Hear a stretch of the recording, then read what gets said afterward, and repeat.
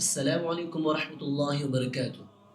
أيها الإخوة الأحبة، سؤال نطرحه في هذا اليوم الذي يسمونه اليوم العالمي للتخطيط العائلي. هل نحدد النسل خوفا من الفقر؟ هل نقول الأرض لا تتسع لأكثر من هذا؟ ماذا يقول الإسلام وماذا يقول رب العزة؟ السلام عليكم ورحمة الله وبركاته. أهلا وسهلا بكم في برنامجنا. وعليكم السلام ورحمة الله وبركاته. جزاك الله خير. ما موضوعنا اليوم؟ اليوم سنتحدث عن موضوع يتكلم عنه الناس كثيرا، وهو هل نحدد النسل؟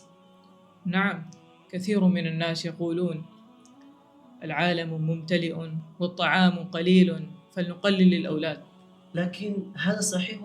ماذا يقول الإسلام؟ الإسلام يجيب بالقوة. الله سبحانه وتعالى قال في سورة هود: وما من دابة في الأرض إلا على الله رزق. يعني كل شيء يمشي على الأرض رزقه على الله وليس علينا نحن.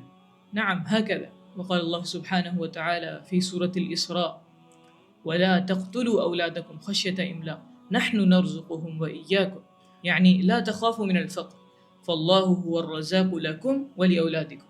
سبحان الله، إذا الرزق على الله وليس على الناس. نعم، قال رسول الله صلى الله عليه وسلم: تزوجوا الودود الولود فإني مكاثر بكم الأمم يوم القيامة. نعم، لأن الأمة القوية تحتاج إلى شباب مؤمن وعلماء وعباد وعاملين.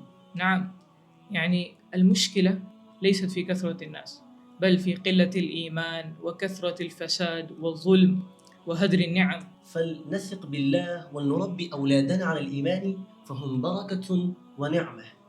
نعم، وإلى لقاء آخر في حلقة جديدة. إلى اللقاء. السلام عليكم ورحمة الله وبركاته. وعليكم السلام ورحمة الله.